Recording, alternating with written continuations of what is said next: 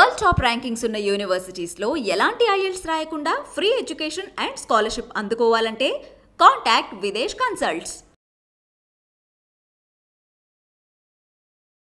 నమస్కారం, welcome to I dream. నేను మీ విజిత. ప్రస్తుతం మనతో పాటు ఉన్నారు ప్రముఖ ఆధ్యాత్మికవేత్త, జ్యోతిష వాస్తు పండితులు, లలిత ఉపాసకులు బ్రహ్మశ్రీ నానాజీ పట్నాయక్ గురుగారు మనతో పాటు ఉన్నారు. ఇప్పుడు గురుగారితో మాట్లాడి మరిన్ని విషయాలు తెలుసుకుందాం. నమస్కారం గురుగారు. శ్రీమాత్రే. గురుగారు, ఈ మాసంలో మనకి శివరాత్రి రాబోతుంది. మార్చి 8వ తారీఖేనా గురుగారు? అవునమ్మా. అయితే మామూలుగానే మనం శివుణ్ణి భక్తితో పూజించి ఒక చెంబడు నీళ్లు పోసినా కూడా అనుగ్రహిస్తాడు, కరుణిస్తాడు అంటుంటారు కదా గురుగారు. ఇంత గొప్ప మహాశివరాత్రి రోజు ఏ రకంగా మనం పూజిస్తే ఆ దేవుడి అనుగ్రహం బాగుంటుంది గురుగారు మన పైన? తప్పకుండా అమ్మా.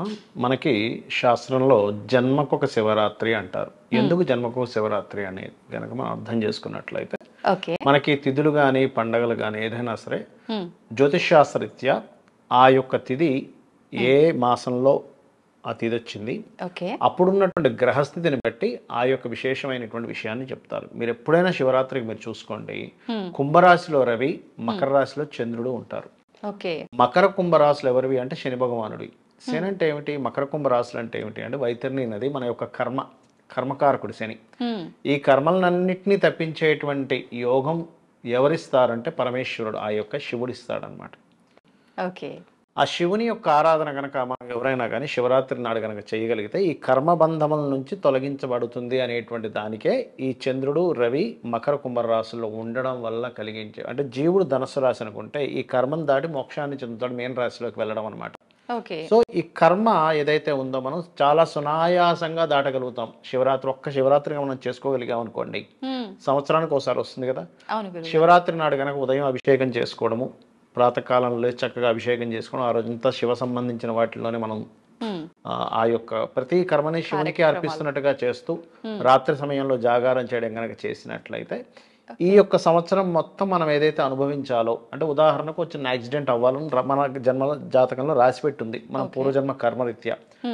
అవ్వాల్సిన యాక్సిడెంట్ కాస్త చిన్న పిల్లవాడు ఏదో సైకిల్ తొక్కుకుంటూ వచ్చి ఇలా తగులుతాడంతే, అంటే యాక్సిడెంట్ అవుతుంది కానీ ఇంకో రూపంలో అవుతుంది. రక్తాన్ని చూడాలి అని ఉంది, ఏదో చిన్న రాయి కాలికి తగిలి ఆ చిన్న దాంట్లో పోతుంది. అంటే ఏమిటి? ఈశ్వరుణ్ణి కనుక పట్టుకోగలిగితే, శివరాత్రి కనుక చేయగలిగితే పెద్ద మొత్తంలో అవ్వాల్సిన ఇబ్బంది చిన్న మొత్తంలో పోతుంది. చాలా మందికి ఈ విషయం తెలియక ఏదో గుడికి వెళ్ళి వస్తారు, ఏదో క్షేత్రానికి వెళ్ళి వస్తారు, ఏదో చిన్న డ్యామేజ్ అవుతుంది, అరే వెళ్ళొచ్చినా సరే ఈ డ్యామేజ్ అయింది అనుకుంటారు. కానీ పెద్ద మొత్తంలో అవ్వాల్సిన చిన్న మొత్తంలో తీసేసేయడం అనేటువంటి విషయం మనకు తెలియదు అనమాట, గ్రహించలేకపోతుంటారు. అవునవును. అంటే ఏ రకంగా ప్రసన్నం చేసుకోవచ్చు గురుగారు? ఆ పూజా విధానం ఏ రకంగా ఉండాలి ఆ రోజు? ఒకటే విషయం గుర్తుపెట్టుకోండి అమ్మా, మనకి అమ్మవారు కానీ ఆ యొక్క శివుడు కానీ మనల్ని ఎప్పుడు పట్టుకొనే ఉన్నాడు, అది మనకు తెలియదు. ఎలా అంటే ఒక తల్లి గనక గర్భంలో నవమాసాలు మోస్తుంది, అవును గురుగారు, తన సంతానాన్ని మోసి దాని తర్వాత జ్ఞానం రాకముందు కూడా, అంటే మొత్తం తల్లిదండ్రులు మొత్తం జీవితాంతం మొత్తం చూస్తారు ఒక ఏజ్ వచ్చే వరకు కూడా. అయితే ఎంతో జాగ్రత్తగా పాలు పెట్టడం కావచ్చు, స్నానం పెట్టడం కావచ్చు, ఫుడ్ తినిపించడం అన్ని చేస్తుంటాడు. కానీ ఆ పిల్లవాడికి తెలియదు ఇది చేస్తుంది తల్లి, నాకు తల్లి చూసుకుంటుంది, కడుపులో ఉన్నప్పుడు నాకు మొత్తం చేసింది. పిల్లవాడికి ఏం ఉండదు, శిశువుకి ఏం తెలియదు. కానీ ఎలా అయితే తల్లి తండ్రి ప్రతిదీ చేస్తుంటారో, పార్వతీ పరమేశ్వరులు ప్రతి జీవికి చూస్తుంటారు అలా. కాకపోతే మనం ఏంటంటే ఆ చూస్తున్నది ఇది తల్లి అని చెప్పి గుర్తించడం ఎంత ముఖ్యమో ఒక శిశువుకి, ఇది పరమేశ్వరుడు. ఈ పరమేశ్వరుడు మనకి మన భగవద్గీతలో చాలా స్పష్టంగా ఉంటుంది. ఏమిటది అంటే, మీరు భుజించు భక్ష్య భోక్ష్య లేక్ష్య పదార్థములను జీర్ణము చేయుచున్నాను అంటాడు శ్రీకృష్ణ పరమాత్మ. అంటే ఏమిటి? మీరు భుజించే ప్రతి దాన్ని ఇప్పటివరకు మీరు ఒక విషయం చెప్పండి అమ్మా, ఈ విశ్వంలో ఏదైనా మిషన్ ఉందా అలాంటిది? మీరు ఎలాంటి పదార్థం వేసేసినా కూడా అందులోని అది రక్తంగాను, మలంగాను, వైటమిన్స్ గాను, మనకేం కావాలో ఆ పదార్థాలు తయారు చేసి మరలా శరీరానికి అందించే శక్తినిచ్చేటువంటి మిషన్ ఏదైనా ఉందా ఇప్పటి వరకు? లేదు గురువుగారు. లేదు కదా. మరి ఎలా ఉంది, ఎలా తయారవుతుంది అంటే, లోకల్ శ్రీకృష్ణ పరమాత్మ చాలా స్పష్టంగా చెప్పాడు, నేను లోపల ఉండి అన్నిటిని అరిగిస్తున్నాను అని. అంటే ఏమిటి? భగవంతుడు మనల్ని పట్టుకొనే ఉన్నాడు, మనతోనే ఉన్నాడు, మనతో అన్ని చేయిస్తున్నాడు. ఎలాగా? తల్లి గర్భంలో ఉన్నటువంటి శిశువుని ఎలా అయితే తల్లి కాపాడుతుందో అలా మొత్తం చూసుకుంటున్నాడు ఆయన. ఆయన చూసుకుంటున్నందుకు కృతజ్ఞతగా మనం చేయాలి శివరాత్రి. స్వామి నువ్వే చూస్తున్నావు కదా, ఈ జగత్తు మొత్తం నిండున్నటువంటిది నీవే కదా అని. ఇప్పుడు శివుడికి లింగాకారం ఉంటుంది. అవును గురుగారు, లింగాకారం ఉంటుంది. ఏమిటి ఆ లింగాకారము అంటే, మనం ఏదైనా సరే అంటే ఈ విశ్వం మొత్తం ఎలా నడుస్తుంది, దేనిలో నుంచి పుడుతుంది, దేని ద్వారా నడుస్తుంది, దేంట్లో లయం అవుతుంది అని చెప్పి తెలియాలంటే లింగము అని అర్థం అన్నమాట. ఓకే, అది మనం అర్థం చేసుకోవడానికి లింగాకారం.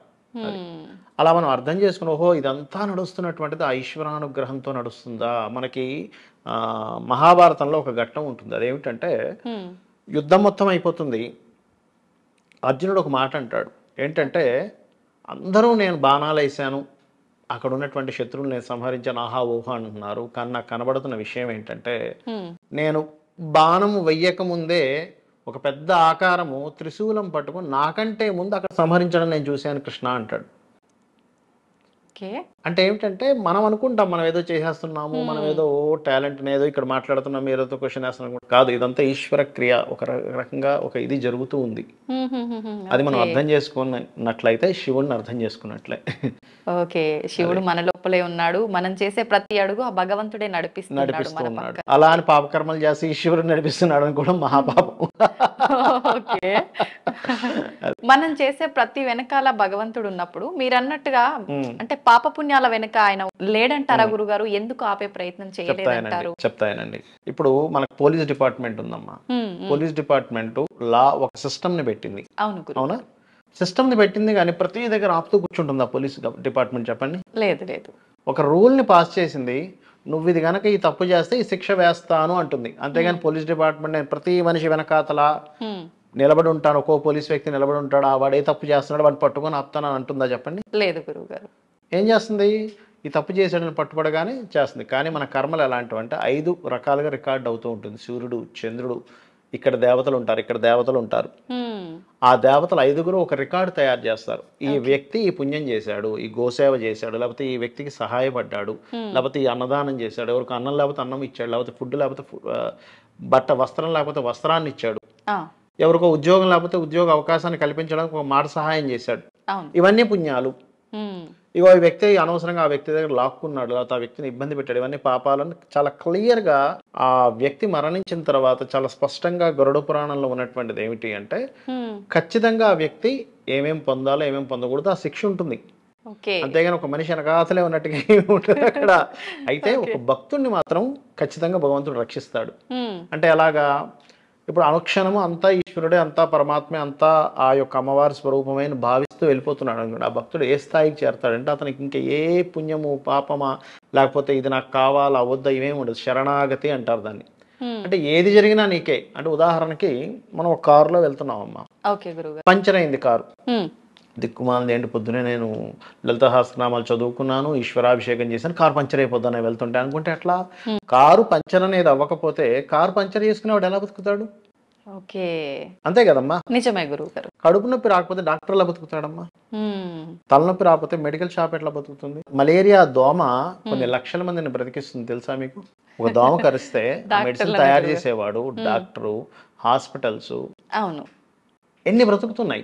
అంటే మనం అనుకుంటాం మన పాయింట్ ఆఫ్ వ్యూ నుంచి ఏంటంటే ఒక భక్తుడు అనగానే వాడికి ఏమి కొట్టకూడదు, ఏమి రాకూడదు, అది తప్పు, అది తప్పు. అన్నిట్లో ఈశ్వరుణ్ణి చూస్తూ ఓహో ఇది ఒక సైకిల్, ఇది ఒక చక్రం అన్నమాట, ఈ చక్రంలో నేను ఉన్నాను. నాకు ఒక రోజు ఈశ్వరుడు ఎలా చేస్తుంటాడా అని అనిపిస్తూ మా తమ్ముడు కొడుకుంటాడు, ఇంత ఉంటాడు, వాడు రోజు అన్ని బొమ్మలు, వాడు గోల్డెన్ బొమ్మలు అన్ని తీయడం, బ్యాగ్లో నుంచి అన్ని ఆడడం, సాయంత్రం వరకు ఆడడం, మొత్తం మళ్ళీ అన్ని పీకేసి వాళ్ళు పెట్టి వెళ్ళిపోవడం. ఓహో ఈశ్వరుడు కూడా ఇలాగే చేస్తుంటాడు కదా అనిపించింది ఒక రోజు.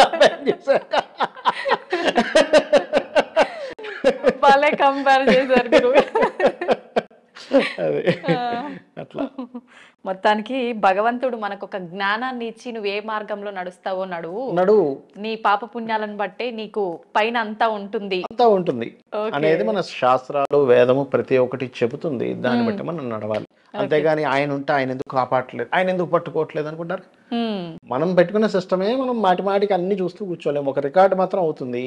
అయితే ఇక్కడ ఇంకొక సందేహం చాలా మందికి ఏంటంటే, నేను ఇన్ని పుణ్యాలు చేశాను కదండి, ఒక్క చిన్న తప్పు చేస్తే దేవుడు నన్ను శిక్షించాలా అంటాం. చిన్న ఎగ్జాంపుల్ చెప్తాను చూడండి. మన సికింద్రాబాద్ నుంచి ఇక్కడ ఒక 10 సిగ్నల్స్ ఉంటాయమ్మా. 9 సిగ్నల్స్ దగ్గర మీరు ఆగి 10వ సిగ్నల్ దగ్గర క్రాస్ చేశారు, గవర్నమెంట్ మీకు ఫైన్ వేస్తుందా? ఏదా? వేస్తుంది గురువు గారు. దేని దానికేగా, అంతే. అవునా కదా? ఇప్పుడు మీరు ఇంకొక వ్యక్తి ఇద్దరు ఒక ఇక్కడికి వెళ్ళారు, ఏదో ఒక ఇంటర్వ్యూకి వెళ్ళారు. ఆ ఇంటర్వ్యూలో 7 స్టెప్స్ ఉన్నాయి. 6 స్టెప్స్ ఒకరు కంప్లీట్ చేశారు, 7th స్టెప్ కూడా మీరు కంప్లీట్ చేశారు. ఎవరికి ఇవ్వాలి? 7 స్టెప్స్ కంప్లీట్ చేసి మీకే ఇవ్వాలి ధర్మం కదా. అలాగే ధర్మం బట్టి నడుస్తూ ఉంటుంది. అది మనం అర్థం చేసుకోవాలి. కానీ నేను ఇన్ని పుణ్యాలు చేశాను నాకు ఎందుకు ఇలా చేశాడు, నువ్వు ఎక్కడో పాపం చేసావు, అది నేను వెంటాడి నీకు అక్కడ ఇబ్బందినిచ్చింది అనేటువంటి జ్ఞానం మీకు రానంతసేపు భగవంతుని దూషించడం, ఆ భగవత్ తత్వం అర్థం కాకపోవడం అనేటువంటిది జరుగుతూ ఉంటుంది. ఓకే, అది ఆ తత్వాన్ని అర్థం చేసుకోవాలంటే చాలా గొప్ప జ్ఞానం తెలిసిన వాళ్ళు అయి ఉండాలేమో. సత్యం తెలుసుంటే సరిపోతుంది. ఓకే, సత్యం ఏమిటి అంటే నువ్వు చేసిన పాపం అనుభవిస్తున్నావు, నువ్వు చేసిన పుణ్యం అనుభవిస్తున్నావు. అది నువ్వు అలాగే అనుభవించాలా అంటే భగవత్తుని కనుక నువ్వు పూర్తిగా శరణాగతి చెందితే అందులో కొంత తగ్గిస్తాడు ఆ పరమాత్మ. ఆ తగ్గించిస్తున్నాడు అని అర్థం చేసుకోవాలి. అందులో కూడా ఇది ఇస్తున్నాడు అనుకోవడం కాదు, ఇంకా ఉందేమో ఇది నాకు తగ్గిస్తున్నాడు అతని కరుణతో అనేటువంటిది అర్థం చేసుకోవాలి. ఎందుకంటే ఇక్కడ మీరు అనుకోవచ్చు ఏమంటే నేను మహాభక్తుని కదా పూర్తిగా తీసేయవచ్చు కదా అని. మహాభారతంలో ఒక ఘట్టం ఉంటుంది, చెప్తాను చూడండి. ఓకే గురుగారు. శ్రీకృష్ణుడికి ఒక పుత్రుడు ఉన్నాడు. ఆయన కూడా కృష్ణుడు లాగే ఉంటాడమ్మా, సేమ్ ఇంకా కృష్ణుడే. కృష్ణుడిని ఆయన్ని వేరు చేయలేము, ఒకలాగే ఉంటారు ఇద్దరు కూడా. అతను ఏం చేసేవాడంటే కొంచెం అల్లరితనం ఎక్కువ అతనికి, కొంచెం పెంకితనం అనుకోండి, అల్లరితనం అనుకోండి, కొంచెం అవతల వాళ్ళని ఇబ్బంది పెట్టడం అనుకోండి, అట్లాంటిది ఉండేది కృష్ణుడు పుత్రుడికి. ఆయన ఏం చేసేవాడంటే కృష్ణుడు లాగే అవతారం అంటే వేషం వేసుకొని చక్కగా కిరీటము నెమలిపించం ఫ్లూట్ అన్ని పట్టుకొని నిలబడ్డా, అయ్యో కృష్ణుడు వచ్చాడు కదా అందరు చుట్టూ తిరిగి నేను కృష్ణుడిని కాదన్నా వాళ్ళందరూ పాపం నొచ్చుకునేవారు. ఇలా ఒకసారి నారదుడి దగ్గర కూడా అలా చేసినప్పుడు నారదుడు ఏం చేస్తాడంటే శపిస్తాడు ఆయన్ని, అతనికి చర్మ వ్యాధి రావాలని. అప్పుడు అతను కృష్ణుడి దగ్గరికి వచ్చి నువ్వు పరమాత్ముడు కదా, నువ్వు వెంటనే తగ్గించగలవు, నాకు తగ్గించే అంటాడు. లేదు లేదు, అందరికీ ఒకటే పద్ధతి, ఎవరి కర్మ వారు అనుభవించాలి. ఇప్పుడు నీకు వెంటనే తగ్గించేసాను నువ్వు నా పుత్రుడు అని, మరి మిగతా వాళ్ళందరికీ కర్మ సిద్ధాంతం అనేది ఒకటి పెట్టాను కదా, మరి నేను పక్షపాతిని అవుతానుగా, భగవంతుడు ఎప్పుడు పక్షపాత అవ్వకూడదు కదా, కాబట్టి నువ్వు సూర్య ఆరాధన చేసి తగ్గించుకో అన్నాడు ఆయన. అంటే ఆయన స్వయాన ఆయన పుత్రుడికే ఒక పద్ధతి ఉన్నప్పుడు మనం ఎందుకు అట్లా ఆశించాలి, ఒకసారి ఆలోచించండి. నిజమే గురువు గారు, అందరూ సమానులే ఆయన దగ్గర, ఎవరైనా వాళ్ళ కర్మ ఫలాన్ని ఆయన పుత్రుడే మన పుత్రుడే ఆయనకి. అంతే గురువు గారు. అయితే ప్రత్యేకించి శివరాత్రి రోజున మనం ఏ సమయంలో పూజ చేస్తే బాగుంటుంది? ప్రత్యేకించి శివుడు అనగానే అభిషేక ప్రియుడు, ఏ రకమైన ద్రవ్యాలతో అభిషేకం చేస్తే బాగుంటుంది గురుగారు? తప్పకుండా అమ్మ. ఫస్ట్ ఆఫ్ ఆల్ ఏంటంటే ఇక్కడ శాస్త్రంలో చెప్పినటువంటిది ఈ కలియుగంలో పార్థివ లింగము అంటారు, అంటే మట్టితో తయారు చేసినటువంటి లింగాన్ని పూజించాలి అని చెప్తుంది శాస్త్రం. ఓకే, దానికి రకరకాల పదార్థాలతో పూజించవచ్చు అని కూడా చెప్పారు. అయితే ముఖ్యంగా ఏంటంటే పళ్ళ రసములతో పూజిస్తే చాలా మంచిది, ఒకటి గుర్తుపెట్టుకోండి. అదే విధంగా చాలా మందికి సందేహం కలుగుతుంది, ఏమండి ఉదయం పూజించాలా రాత్రి సమయంలో పూజించాలా? ఉదయము పూజించాలి. మనం అర్ధరాత్రి లింగోద్భవ కాలము అంటారు, అంటే అర్ధరాత్రి సమయంలో కూడా పూజ చేస్తారు శివునికి, ఆ సమయంలో కూడా పూజించాలి. అభిషేకం మీకు ఏమీ రాదు, నాకు నమ్మకం చమకం ఏమీ రావండి, చక్కగా నమశివాయ చాలు, పంచాక్షరి నమశివాయ అనేటువంటి నామాన్ని మీరు స్మరించాలి అంటే 1,000,000 జన్మల పుణ్యం ఉండాలని చెప్తుంది శాస్త్రం. 1,000,000 జన్మల పుణ్యం ఉంటే నమశివాయ అంటామంట, లేకపోతే అనలేమట. మనం ఊరికనే అనేస్తున్నాం కానీ చాలా గొప్ప మంత్రంగా చెప్తూ ఉంటారు శాస్త్రంలో. అదొకటి. రెండవది ఏంటంటే ఉపవాసం ఉండాలని అడుగుతూ ఉంటారు చాలా మంది. మీకు శక్తి ఉంటే ఉండు, లేకపోతే చక్కగా పాలో పండో తిను అని చెప్పి శాస్త్రమే చెప్తుంది. కాబట్టి ఏమీ కంగారు పడక్కర్లేదు. ఎందుకంటే ఆ పార్వతీ పరమేశ్వరుడు తల్లిదండ్రులను మనం ఎప్పుడైతే అర్థం చేసుకున్నామో, తల్లి కానీ తండ్రి కానీ నువ్వు అలాగే కడుపు మార్చుకుని ఉండని ఎక్కడా అనదు. కాకపోతే ఏంటంటే ఫుల్గా తినేసాము నిద్ర వస్తుంటుంది. ఎందుకంటే ఉపవాసము ఉండాలి, అదేవిధంగా మనం జాగరణ చేయాలి, అభిషేకాలు చేసుకోవాలి. మన శివరాత్రి అంటే చాలా మంది తెలియక ఏం చేస్తారంటే రాత్రికి నేను జాగరణ ఉంటాను కదా మధ్యాహ్నం నిద్రపోతారు. నిద్రించకూడదు. రాత్రి సమయంలో జాగరణ అయిపోయిన తర్వాత ఇంకొంతమంది ఏం చేస్తారంటే నెక్స్ట్ డే వెంటనే మొత్తం నిద్రపోతారు. అలా చేయకూడదు. మళ్ళీ నెక్స్ట్ డే నైట్కే నిద్రపోవాలి. నెక్స్ట్ డే వెంటనే తెల్లవారుజామున 4 గంటలకు 5 గంటలకి 6 గంటలకు కూడా నిద్రపోతారు. మధ్యాహ్నం మధ్యాహ్నం లెగుస్తారు. అలా కనుక చేసినట్లయితే ఆ జాగరణ వృధా అని చెప్తుంది శాస్త్రం. ఓకే, చాలా మంది నైట్ 12 దాటగానే రోజు మారిపోయింది అని పడుకునే వాళ్ళు ఉంటారు కానీ అది కాదు, అది పూర్తిగా తప్పమ్మా. ఎందుకు చేయాలో చెప్తాను చూడండి. ఇప్పుడు మీరు ఎవరైనా డాక్టర్ దగ్గరికి వెళ్ళినప్పుడు ఏదైనా ప్రాబ్లం వచ్చినప్పుడు ఆ డాక్టర్ ఏం చేస్తారు, మెడిసిన్ లో నిద్ర వచ్చేది కూడా ఇస్తారు చూడండి. ఏం చెప్తారు డాక్టర్ గారు, ఏమంటే ఈ మెడిసిన్ మీరు తీసుకున్నాక మంచి డీప్ స్లీప్ వస్తుంది, ఆ డీప్ స్లీప్ రావడం వల్ల మీకు అనారోగ్యం తగ్గుతుంది. ఎవరికైనా అనారోగ్యం చేస్తే కూడా డాక్టర్ గారు ఏమడుగుతారు, ముఖ్యంగా హోమియోపతిలో అడుగుతారు, మీకు నిద్ర పడుతుందా అని అంటారు. ఎందుకు నిద్ర పడుతుంది అంటే ఏం కంగారు పడకుండా తగ్గిపోద్ది అంటారు. నిద్ర పట్టట్లేదు అంటే అనారోగ్యానికి హేతువు. అలాంటప్పుడు మనకి శాస్త్రం ఏం చెప్తుంది అంటే జాగరణ దేనికి పనికి వస్తుంది అంటే, ఒక శివరాత్రి రోజు మనం కనుక జాగరణ చేసాం అనుకోండి, రోగాలు రాకుండా పరమేశ్వరుడు మనల్ని రక్షిస్తాడట ఆ జాగరణ వల్ల. దానిలో సైంటిఫిక్ రీజన్ చెప్తాను చూడండి. ఓకే గురుగారు. ఇప్పుడు ఓ డే మొత్తం మనం ఉపవాసం ఉన్నాము, ఉండలేని పక్షంలో కాస్త పాలో లేకపోతే పండో తీసుకున్నాము, చక్కగా అభిషేకం చేస్తున్నాము శివనామస్మరణతోనే. ఈ కళ్ళు శివునికి సంబంధించినవే చదువుతూ ఉన్నాయి, ఈ చేతులు శివునికి సంబంధించినవి చేస్తూ ఉంటాయి, ఈ చెవులు శివ సంబంధించిన స్తోత్రాలు వింటూ ఉంటాయి. అంటే అంతా మన పంచేంద్రియాలన్నీ శివునికి సంబంధించిన వాటిల్లోనే ఉంటూ ఉంటాయి. ఎప్పుడైతే మీరు ఇవన్నీ చేస్తూ రాత్రంతా కూడా ఉపవాసంతో పాటు జాగరణ కూడా చేస్తూ నెక్స్ట్ డే కూడా మొత్తం తెలివేసినప్పుడు ఆ నెక్స్ట్ డే నైట్ నిద్రపోతే మీకు ఎంత మొత్తం నిద్ర వస్తుందంటే పైన ఒక భూకంపం వచ్చినా మీరు లెగరు. అంత డీప్ స్లీప్ లోకి వెళ్ళిపోయినప్పుడు ఏమవుతుంది, మన బాడీ రిలాక్స్ అయిపోతుంది, కంప్లీట్ రిలాక్స్ అయిపోయి మీకు ఉన్నటువంటి రోగాలన్నీ పోతాయి. ఇది సైంటిఫిక్ రీజన్. సూపర్ గురువు గారు. అర్థమైందమ్మా? అర్థమైంది. నిజంగా మన పెద్దవాళ్ళు చెప్పిన సనాతన ధర్మ ప్రకారంగా మనకి ఏం చెప్పినా అదంతా నిజమే గురువు గారు. ఎగ్జాక్ట్లీ. అయితే గురుగారు, నిజంగా ఉండలేని వాళ్ళు అంటే హెల్త్ బాగాలేని వాళ్ళు, ఏజ్డ్ వాళ్ళు మాత్రమే తినొచ్చా పండ్లు పాలు అనేది నార్మల్ గా ఎవరైనా తినొచ్చు అంటారా ఆ రోజు ఉపవాసం అంటే చేసే వాళ్ళు? ఉండలేను. కొంతమందికి ఏజ్ తో సంబంధం లేదు. కొంతమందికి మీరు అన్నట్టుగా ఇప్పుడు రోగగ్రస్తులు, అవును, చంటి పిల్లలు, లేనట్లయితే ముసలి వాళ్ళు, వీళ్ళు ఉండలేరు. ఎందుకు అంటే కొంతమందికి వాళ్ళకి బీపీ షుగర్ ఉంటాయి. కానీ కొంతమందికి ఆకలితో ఉండలేరు. కొంతమంది వాళ్ళు ఎంగే కానీ ఉండలేకపోతుంటారు. అలాంటప్పుడు నేను ఉండమని చెప్పట్లేదు శాస్త్రం. చక్కగా పాలు తీసుకో, పండు తీసుకో, అంటే వండిన పదార్థం కాకుండా పళ్ళు లాంటివి తీసుకోమని చెప్తుంది. ఫుల్గా తింటే నిద్ర వచ్చేస్తుంది అంతే, ఏం లేదు. తామస గుణం పెరిగిపోతుంది, మన తామసత్వం పెరిగిపోతుంది, కునుకు పడుతూ ఉంటుంది. ఇంకేం శివరాత్రి మనకి సంవత్సరానికి ఒకసారి వచ్చినప్పుడు దీన్ని మనం ఉపయోగించుకోవాలి. అయితే గురుగారు, నేను విన్నంత వరకు ఈసారి వచ్చే ఈ శివరాత్రికి ప్రత్యేకమైన విశిష్టత ఉంది అని, నిజంగానే అంత విశిష్టత ఉందా గురుగారు ఈ శివరాత్రికి? అంటే ఒకటేనమ్మా, ఏ శివరాత్రి అయినా విశిష్టతే, ఈసారి వచ్చిందని కాదు, ఏ శివరాత్రి అయినా విశిష్టతే. కాకపోతే ఏంటంటే ఈసారి గ్రహాల యొక్క స్థితి ఇంకాస్త కర్మకారకుడు. ముఖ్యంగా ఏంటంటే కేతువు యొక్క దృష్టి చంద్రుడి మీద ఉంది.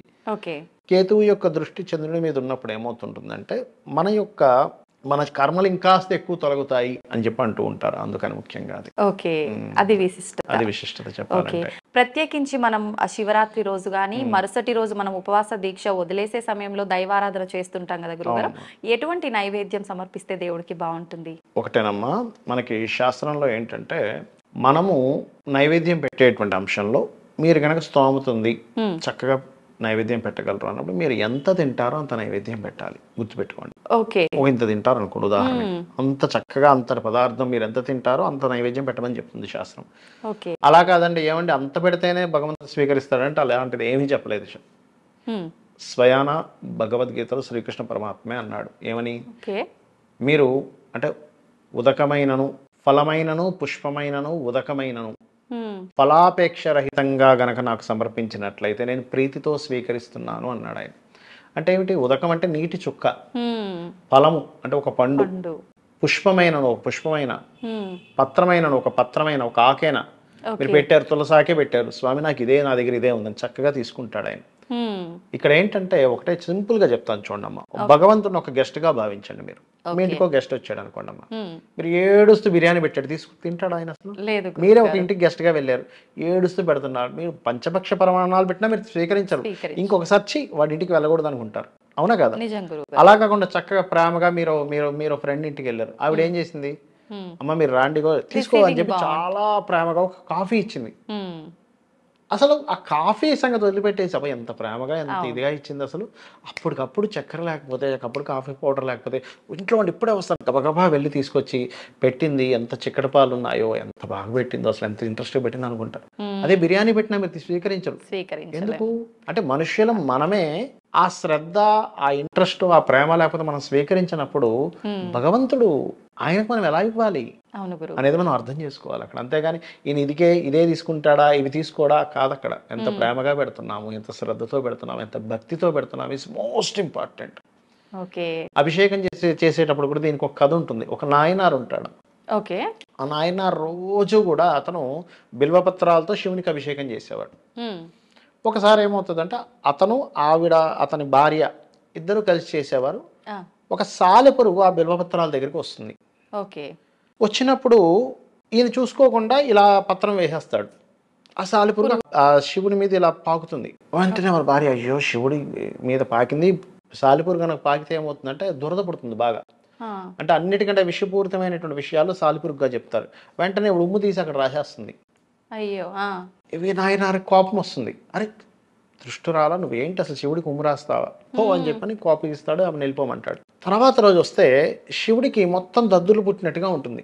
అక్కడ ఒక్క దగ్గర మాత్రం ఉండదు. అయ్యో ఏమిటి స్వామి మీకు ఇలా అయింది ఏంటి అంటే, నిన్న నువ్వు చూసుకోకుండా అభిషేకం నా బిల్వపత్రాలతో చేశావు, ఆ సాలిపురుగు ఉంది కానీ ఒక్క దగ్గర ఎందుకు అవ్వలేదంటే, నీ భార్య అయ్యో నాకు సాలిపురుగు ఇది అవుతుందని ఉమ్ము పూసింది, అక్కడ నాకు అవ్వలేదు అంట. అంటే ఏమిటి, సాక్షాత్ అక్కడ శివుడున్నాడనే భావనతో చేసింది. అప్పుడు అబ్బబ్బబ్బా నిజంగా ఎంత భక్తి మా భార్యదని అనుకుంటాడు. అంటే ఏమిటంటే ఇక్కడ శివుడు ఉన్నాడు అక్కడ, అతనికి నేను చేస్తున్నాను, అభిషేకం చేస్తున్నా, బిల్వపత్రంతో చేస్తున్నా, ఒక ధూపం ఇస్తున్నా, దీపం పెడుతున్నా, లేకపోతే ఒక హారతి ఇస్తున్నా, సాక్షాత్ పరమేశ్వరుడికి నేను చేస్తున్నాను అనే భావంతో చేయాలి. అంతేగాని ఏదో తొందరగా ఎంత తొందరగా అయిపోతుంది, ఏదో మా అమ్మ కూర్చోమంది, మా నాన్న కూర్చోమన్నాడు అని చెప్పి చేయకూడదు. శాస్త్రం చాలా స్పష్టంగా చెప్పింది ఏంటంటే, మీరు పూజ గదిలోకి వచ్చినప్పుడు చాలా ప్రశాంతంగా ఉండాలి అని చెప్పి చెప్తున్నాయి శాస్త్రాలు. ఏమాత్రం అక్కడ ఒక గట్టిగా ఒక కేక వేసినా 3 రోజులు చింతిస్తూ గుండు కొట్టుకోమని చెప్పింది. సీరియస్గా చెప్తున్నాను ఈ మాట, శాస్త్రంలో ఉన్న విషయం. గుండు కొట్టించుకొని 3 రోజులు మీరు బాధపడాలట. అయ్యయ్యో పూజ గదిలో నేను ఇంత ద్రోహం చేశానా అని. దాని తర్వాత మళ్ళీ పూజ చేయమని చెప్పింది. పూజ అంటే పూర్వజన్మ వైభవాన్ని లేదా పూర్వ వైభవాన్ని జనింపజేసేది పూజ. ఇది అర్థం చేసుకో. అంటే ఆ పూజ పనికిరాదా గురువుగారు, దానివల్ల దోషం కలుగుతుందా? ఎందుకమ్మా పూజ దాకా ఎందుకు, మీ ఇంటికి గెస్టే వచ్చాడు, మీరు కేకలేస్తూ ఉంటే మీకు గెస్ట్ ఎలా ఉంటాడు చెప్పండి ఒకసారి. అవును కంఫర్టబుల్. మనం ఏమంటాం, గెస్ట్ ఉన్నాడు తర్వాత మాట్లాడుకుందాం అంటాం. అవును, మరి మనల్ని మొత్తం నడిపించేవాడు ఆయన పూజ గదిలో మీరు ఇక్కడ పూజ చేస్తే ఒక కేకలేస్తానంటే ఎట్లా? కాబట్టి పరమేశ్వరుడు స్వయంగా మన పూజ గదిలో ఉన్నాడు. చాలా మంది ఇంకా బాగా భక్తి మార్గంలో ఉన్నటువంటి వారు ఒకసారి తలుపు కొడతారు, తీసే ముందు కొట్టి తలుపు తీస్తారు. అంటే బాగా నిజంగానే అక్కడ దేవుడు ఉన్నాడని భావించి తెలిసిన వాళ్ళు, ఉన్నాడని అనుకోవడం కదా, ఉన్నాడు అక్కడ. ఉన్నాడు అక్కడ. మీకు ఎందుకు సూర్య భగవానుడు ఉంటాడు కదమ్మా. మీరు రోజు సూర్య భగవానుడిని సాక్షాత్ శ్రీకృష్ణ పరమాత్మ చెప్పిన అంశం ఇది. నన్ను ఎందులోనైనా చూడాలి, నన్ను ప్రత్యక్షంగా చూడాలంటే సూర్యుడిని నేనేం చెప్పాడు ఆయన. సూర్యుడిని కనుక రోజు మీరు నమస్కరించుకుంటూ, మీకు ఏదైనా ఒక సమస్య ఉంది, లేకపోతే ఏదైనా ఒక క్వశ్చన్కి ఆన్సర్ కావాలి, కూర్చొని స్వామి దీనికి ఆన్సర్ ఏంటంటే, మీ చెవుల్లో వినబడినట్టుగా శబ్దం వినబడినట్టుగా మీకు సౌండ్ వినిపించి చెప్తాడు ఆయన. ఆ ఆన్సర్ ఎలాంటి ఆన్సర్ అయి ఉంటుందంటే, మీరు అసలు దీనికి మించిన ఆన్సర్ ఇంకోటి ఉండదు. ది ఫైనల్ అనమాట. ఇంకా గుర్తుపెట్టుకోండి, అలా ఉంటుంది. ఓకే గురుగారు, ప్రత్యేకించి ఆ రోజు మనం ఆలయ దర్శనం గానీ క్షేత్ర దర్శనం గానీ చేసుకోవాలంటే ఎక్కడ దర్శించుకుంటే? శివాలయాలనమ్మా. శివాలయాలు దర్శించుకోవచ్చు, విష్ణు ఆలయాలు కూడా దర్శించుకోవచ్చు. శివరాత్రి రోజు విష్ణు ఆలయం దర్శించుకోకూడదని ఏం లేదు. ఇంకా శాస్త్రంలో చెప్పినటువంటిది ఏమిటి అంటే, శివుని యొక్క ఆలయంలో విష్ణు సహస్రనామాలు చదవమని చెప్పింది. విష్ణు సహస్రనామాలు చదవమని చెప్పింది. విష్ణు ఆలయంలో శివ స్తోత్రం చేయమని చెప్పింది. ఎందుకంటే ఒకరి హృదయంలో ఒకరి గురించి ఒకరు ధ్యానించుకుంటూ ఉంటారట. శివరాత్రి విశిష్టతను ఆ రోజు మనం పూజా విధానం ఏ రకంగా చేసుకుంటే బాగుంటుంది, ఉపవాసం జాగరణ గురించి చాలా మందికి చాలా సందేహాలు గురుగారు, వాటన్నిటిని చక్కగా నివృత్తి చేశారు గురుగారు. ధన్యవాదాలు. శ్రీమాత్రే నమః.